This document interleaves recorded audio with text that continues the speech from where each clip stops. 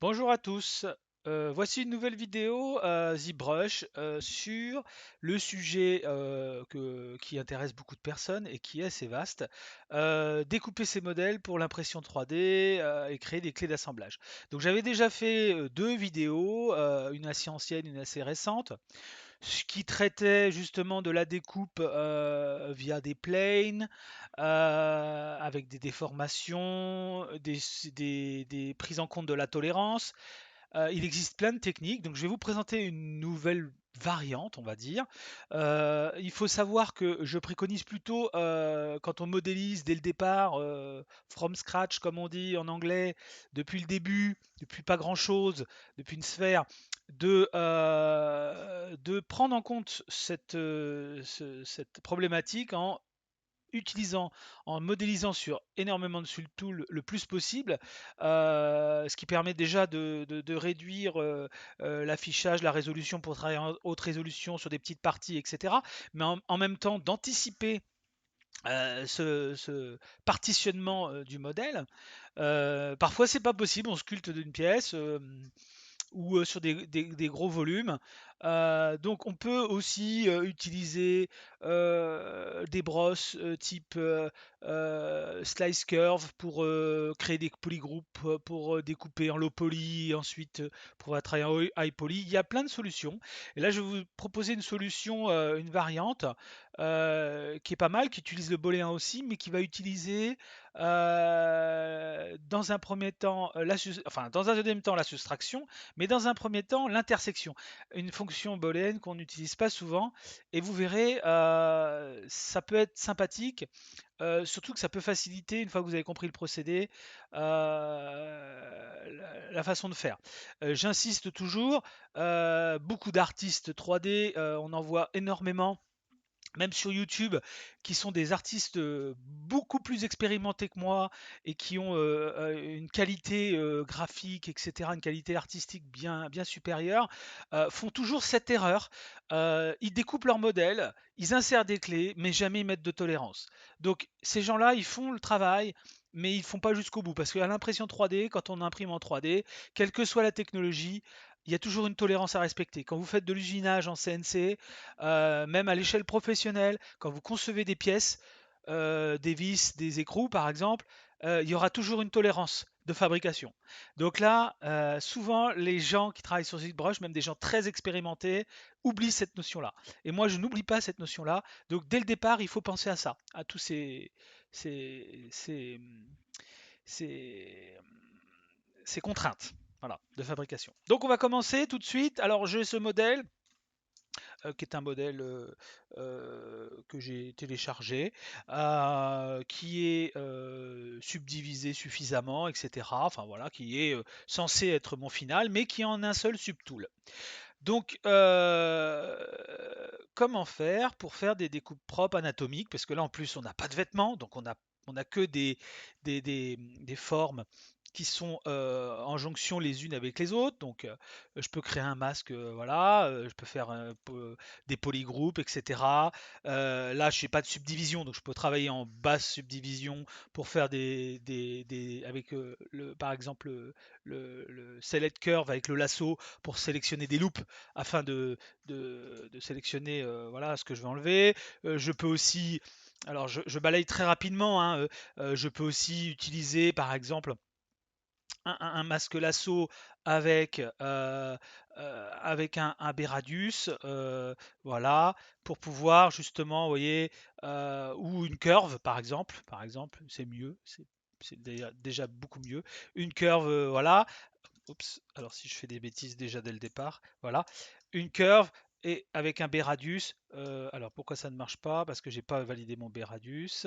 Voilà, voilà. Bah si pourtant. Hop, alors S, ça marche pas avec le. Alors apparemment, je viens de découvrir un truc. Ça marche pas avec la.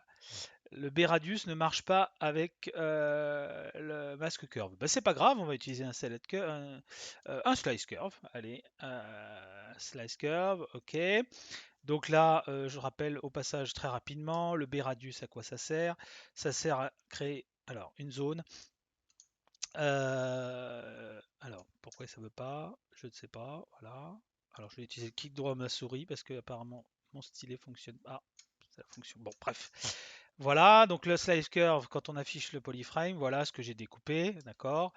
Euh, le B radius, à quoi ça sert? Alors, j'ai un petit souci pour sélectionner. C'est étonnant quand même. Bon, alors on va essayer de. Voilà. Bah non. Alors c'est un bug, j'ai découvert un bug, super. Youpi. Je peux plus sélectionner mon biradius. Bon, alors, bon, écoutez, je pourrais pas montrer. Alors peut-être que le biradius c'est dans. Euh, j'ai pas la. Je ne sais plus du coup. Voilà, je couperai ça au montage. Ah, ça y est, c'est revenu. Donc le Beradius, je sélectionne mon Beradius. Ah bah oui, puisque j'ai... Alors, non, c'est pas pour ça. Donc ça me permet le Beradius de... j'ai une zone englobante autour de mon cercle de mon pointeur. Je vais créer une zone, une bande, en fonction au milieu de ma curve. Ma curve sera la ligne de symétrie et de chaque part de cette ligne de symétrie, j'aurai une sélection, un polygroupe de la taille, voilà, de mon cercle intérieur. Vous voyez, mon cercle intérieur fait cette taille-là.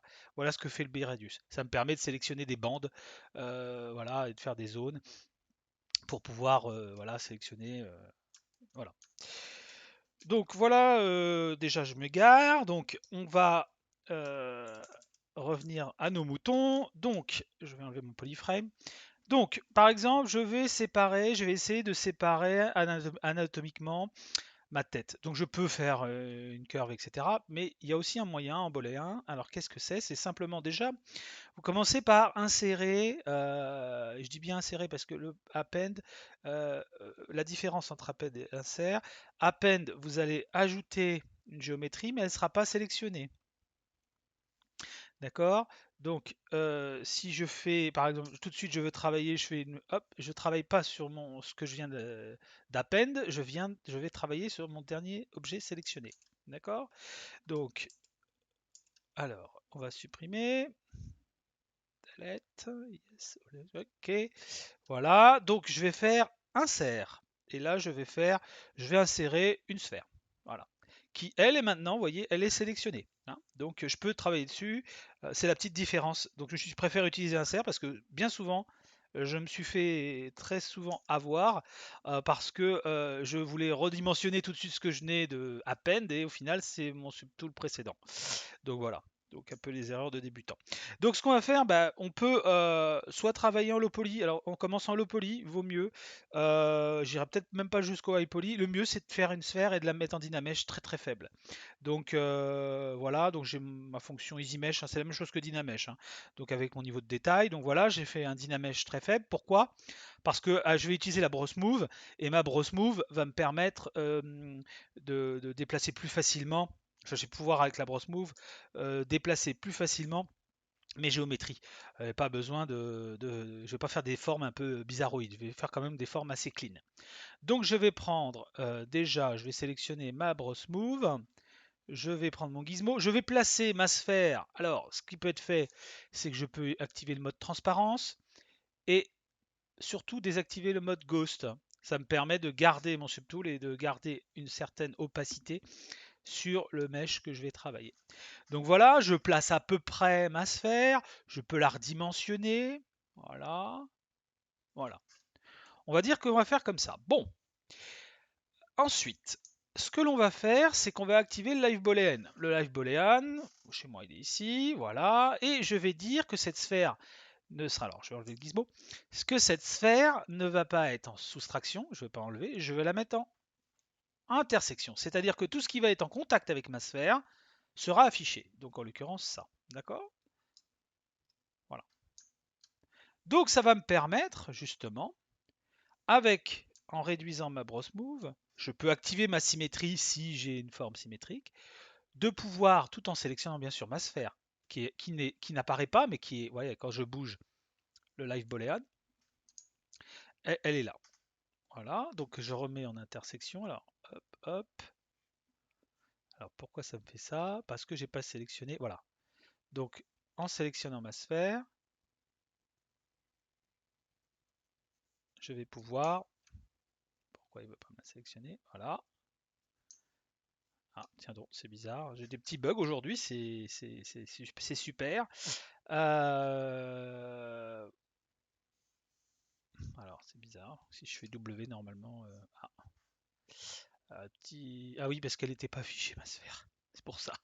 Là, j'ai fait l'erreur de pas voilà, afficher ma sphère. Donc, vous voyez, donc je vais pouvoir déplacer en temps réel. Donc là, je vois effectivement ma sphère pour créer justement une intersection. Voilà. Donc, par exemple, donc là, je peux. Alors, je vais utiliser la brosse move pour être un peu plus anatomique. Voilà. Donc là, hop, voilà. Donc là, c'est géométrie. Hop, je veux par exemple ici.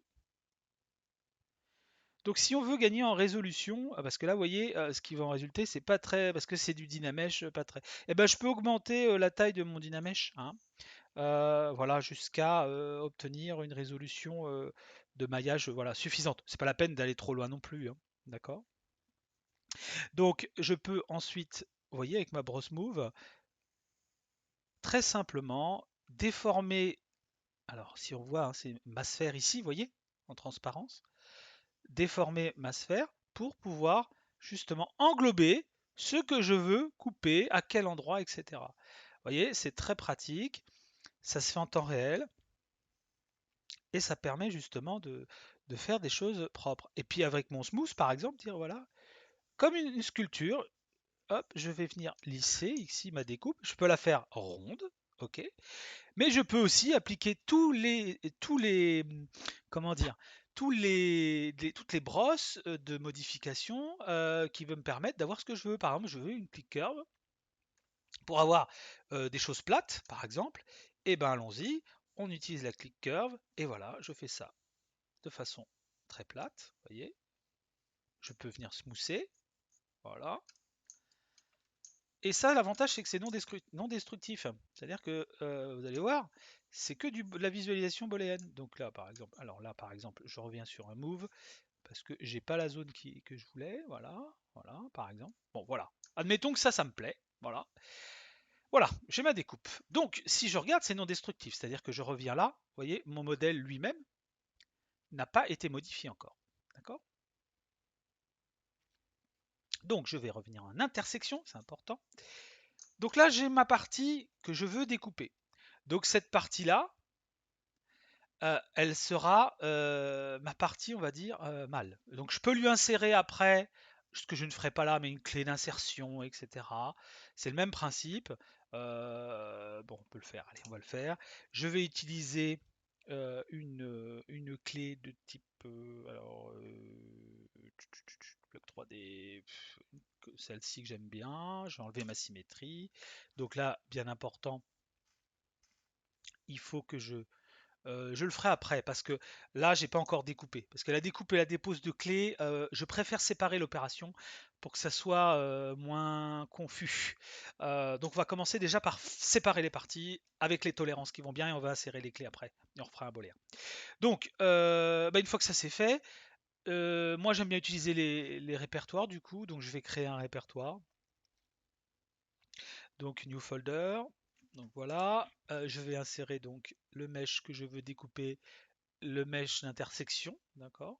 Voilà. Donc, vous allez voir là, il vaut mieux utiliser un répertoire parce que c'est non destructif, comme je l'expliquais, et ça va créer un nouveau subtool. Donc là, j'ai juste à faire make boolean mesh. Non, j'ai fait une connerie, excusez-moi, je dis des bêtises, c'est pas ça. C'est pas make boolean mesh. Ça, c'est l'ancienne méthode. Donc, je vais sur le petit engrenage et je fais boolean folder. Et voilà, le subtool ici, qui apparaît ici. Voilà, là, c'est mon résultat final. Donc là, c'est voilà. Mais j'ai conservé toujours mon mesh d'origine. Voilà, mon mesh d'origine. Donc maintenant, ce que je vais faire, c'est que j'ai la partie mâle, je vais créer la partie femelle. Donc le reste du corps, forcément. Donc qu'est-ce que je fais? Bah, j'utilise le même dossier avec les mêmes subtools, sauf qu'en étant en intersection, je vais mettre en soustraction booléenne. D'accord? Donc cette fois, je vais me mettre en soustraction ici, voilà. Et ce sera le reste parfait, aligné. Vous allez me dire, ah ouais, mais bon, ok, mais là, il va y avoir un problème. Il va y avoir un problème parce que j'ai pas de tolérance. Donc pour créer la tolérance, bah, c'est très simple. Ici, vous venez sur votre subtool qui vous sert de soustraction, d'accord? Et vous appliquez juste un petit inflate. Moi, j'utilise un. Vous voyez? Donc ça agrandit ma géométrie de soustraction. Et ensuite, je fais simplement Boolean folder. Il va me créer un subtool du bas. Voyez. Et quand j'affiche les deux, j'ai mon subtool, ma découpe avec la forme désirée et la tolérance appliquée. Donc après, je peux mettre 0,5 hein, si je vois que voilà, oh bah là, ça fait quand même un gros écart, c'est trop. Bah c'est pas grave, hein. Vu que on n'a pas détruit nos mèches d'origine, j'ai pas fait de copie, j'ai fait aucune copie, je vais pas m'embrouiller avec des copies, je sais que dans mon répertoire j'ai tout ce qui est d'origine. Donc je vais détruire le corps qui me semble un peu trop tolérant, avec trop de tolérance, et je vais refaire mon opération. Donc ici j'ai mon historique de ma sphère, où j'ai appliqué ici à 13h un inflate, et ben je vais enlever cet inflate, et je vais peut-être mettre un inflate de 0,3. Voilà. Vous voyez, en temps réel, j'ai ma différence booléenne ici, qui peut être acceptable. Après, chacun fait comme il veut. Et je retourne dans Boolean Folder pour recréer ma soustraction booléenne finale. Et donc, je me retrouve avec mes deux petits subtools et ma tolérance. Voilà. Ensuite, je peux séparer, moi je conseille de séparer toutes les pièces et ensuite d'appairer les clés. Donc là, admettons que c'est mon final, donc là, j'ai plus besoin, donc je peux, voilà, je ne l'utilise plus. Et là, ce que je vais faire, c'est que je vais euh, euh, insérer une clé sur le mâle, par exemple, ici. Alors je vais travailler en solo pour bien travailler que sur la pièce, voilà. Donc je vais charger mon IMM, qui est déjà chargé d'ailleurs, qui est là, voilà. Je vais la tracer, donc voilà. Je vais là, avec le gizmo, tant que je suis masqué, la repositionner en profondeur, etc. Si vous avez vu ma précédente vidéo, j'ai mis en description le lien vers cette pièce. Elle est déjà... alors, cette pièce est double, je vous explique, pour ceux qui n'ont pas suivi la vidéo. Ce plug est double, c'est-à-dire que j'ai créé une clé avec deux géométries en poupée russe, avec une tolérance entre les deux, ce qui vous permet de switcher de l'une à l'autre et de les séparer et d'éviter de dupliquer cette pièce pour avoir une partie mâle et une partie femelle. Après, vous pouvez dupliquer si vous voulez partie mâle et partie femelle et appliquer un inflate. Mais là, sur cette clé-là, j'ai justement, alors on va voir, vous voyez, je vais séparer cette clé du reste. Donc je vais faire voilà, split. Vous voyez, j'ai cette clé-là qui est ici. Si vous cliquez avec le masque, alors je choisis pas le masque, le Select Rectangle, pardon, euh, ici, vous voyez que vous avez une géométrie interne. Alors je vais voilà désafficher ça. Vous avez une géométrie pardon externe et on a une géométrie interne. Voilà. Donc la géométrie externe sert à créer la femelle et le bleu et le jaune, la géométrie interne, le mâle. Donc là, je vais pouvoir même séparer les deux, du coup, en faisant, bon, moi c'est Smart Split, mais bon, Split Hidden, hein, la fonction Split Hidden, vous voyez, j'ai ici parce que j'ai activé la transparence, voilà, ma clé femelle et ma clé mâle. Donc, une fois que c'est fait, bah, très simple, j'ai juste à fusionner, alors, ma clé mâle ici avec ma tête, ici, d'accord? Donc, je peux faire plusieurs choses. Soit je fais une fusion booléenne, ou je peux faire un merge down, et vous allez voir ce que je vais faire.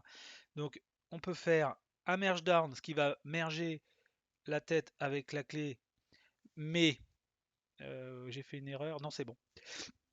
Vous voyez, donc le mâle ici est fusionné, mais il n'y a aucun lien entre ces deux pièces.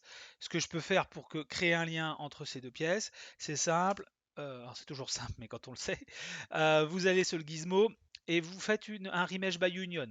Qu'est-ce que c'est qu'un remesh by union? C'est simplement une opération booléenne de fusion. Voilà. Et vous faites accepter. Maintenant, la géométrie, on peut le voir de près. On a, vous voyez, une fusion booléenne des bords. Et donc la pièce maintenant est polygroupée et en même temps fait partie de la totalité du subtool. Voilà. Donc ben voilà mon mâle. Ok. Donc mon femelle est là. Donc ben là je vais lui faire. Alors, je peux pas faire un remesh by union. Quoique j'ai même pas essayé. On peut essayer de le mettre en soustraction. Alors peut-être que ça va fonctionner. Je vais le mettre en soustraction. D'accord. Donc je vais faire un merge down. Alors on va enlever ça. Je vais enlever la transposition, le polyframe. Voilà. Alors on va afficher celle-là et celle-là. Voilà. Lui, je m'en fiche. Voilà. Ici, donc j'ai ma géométrie. Je peux faire un dossier booléen et une soustraction booléenne comme j'ai fait précédemment. Mais là, je vais tenter quelque chose que j'ai pas tenté. C'est de mettre en soustraction avec le live boolean ou sans le live boolean. Bon, je vais laisser le live boolean. Et de tenter via le gizmo sur celui-là. Alors, faire un merge down. D'accord. Donc, merge down. Donc, il va fusionner mes deux géométries. Vous voyez là, celle-ci. Alors, elle devrait être normalement. Hein, c'est pas sûr parce qu'elle n'est pas en négative. Donc, il l'a pas pris en compte. À mon avis, ça ne doit pas fonctionner comme ça. C'est un essai. Voilà, j'ai fusionné vers le bas. Donc, je vais utiliser mon gizmo. Alors, il est où mon gizmo? Il a disparu, mais il est là parce que je suis centré sur ma pièce. Ok. Donc, je vais tenter de faire un remesh by union pour voir si effectivement. Mais à mon avis, ça marche qu'en positif. Hein. Oui, bah déjà, il y a des problèmes. Oui, et puis, ouais, non, ça marchera pas. Donc, ça ne marchera pas, mon merge down. Donc, on revient en arrière. Alors, je vais. Par contre, pour éviter de me poser problème, je vais faire un split. Voilà, j'ai resplitté ma géométrie. Donc là, on n'a pas le choix en négatif d'activer le live boolean et de faire une soustraction booléenne. D'ailleurs, je crois que j'ai fait une petite bêtise. J'ai dû inverser le positif et négatif. Moi, je vais vérifier, mais peut-être pas. Mais activer le polyframe. Ah oui, je crois que j'ai inversé. Ah non, non, non, c'est bien le négatif. Celui n'a pas qui n'est pas plein et le négatif. Donc c'est bon. Je me suis pas trompé. Donc c'est important de ne pas se tromper. Donc là, simplement, bah, je vais créer un nouveau folder, new folder. Alors, new folder 1. Voilà. Après, vous mettez le nom que vous voulez. Hein. Voilà, je choisis cette. Alors, ça comme soustraction. Alors, vous inquiétez pas, ce petit truc-là, c'est un artefact d'affichage. Ça va se faire quand même. Hein. Voilà, positif, négatif, et ben j'y vais. Boolean folder. Donc, paf. Ah, il me dit qu'il y a quelques petits problèmes. Mais bon, ça peut arriver quand les. Ah, parce que. Oui, alors, je reprends. Parfois, les géométries sont pas fusionnées, donc il peut effectivement ça peut poser problème, mais là on voit que ça a marché. Mais des fois, bon, on vaut mieux faire un weld points, ça permet de joindre les points. Hein. Ça mange pas de pain. Donc voilà. Et donc là, je supprime ça. Enfin, j'enlève les yeux. Tiens, j'en ai pas besoin. Et ben voilà, j'ai fini. C'est-à-dire que j'ai fait ça de façon propre, ordonnée, surtout parce que souvent c'est un peu aussi le bazar de s'y retrouver. À la fois ici, donc ma partie femelle découpée, ma partie mâle, voilà, voilà.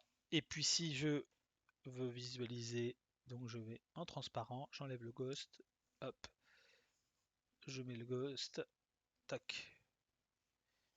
Pourquoi je ne vois pas mes clés? Ah là, c'est bon, parce que j'ai pas sélectionné. Voilà là, et ici, alors, enlever le ghost, voilà, c'est mieux. Et voilà, c'est fini.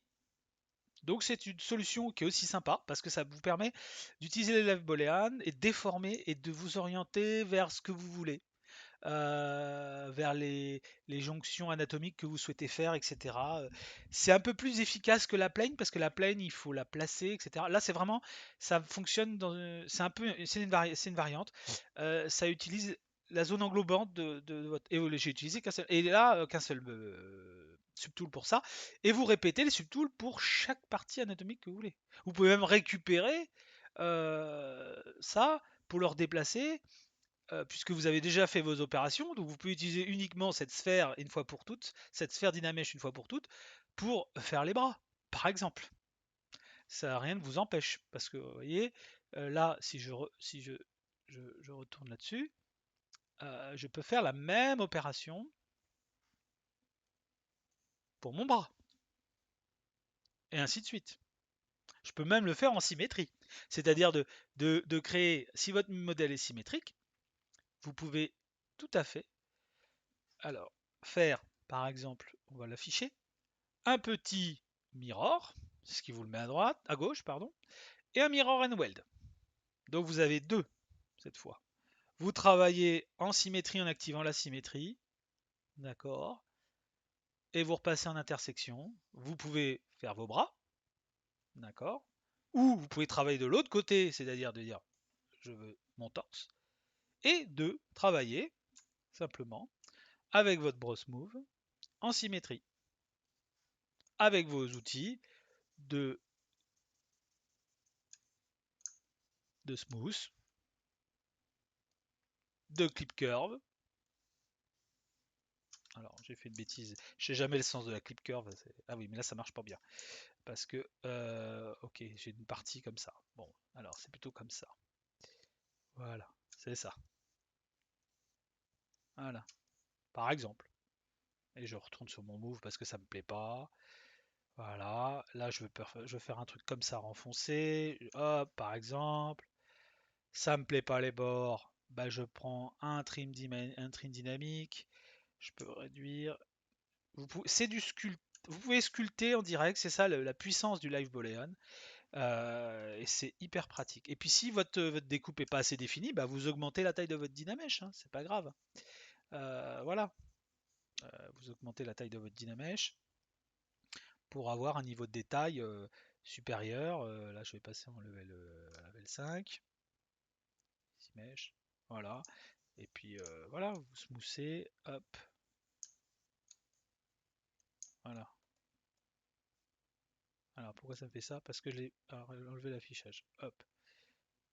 Alors des fois il y a des petits. Qu'est-ce que j'ai fait là? Il n'est pas affiché, ok, il est sélectionné, il n'était pas en intersection, voilà. Et puis vous venez, voilà, avec votre brosse move.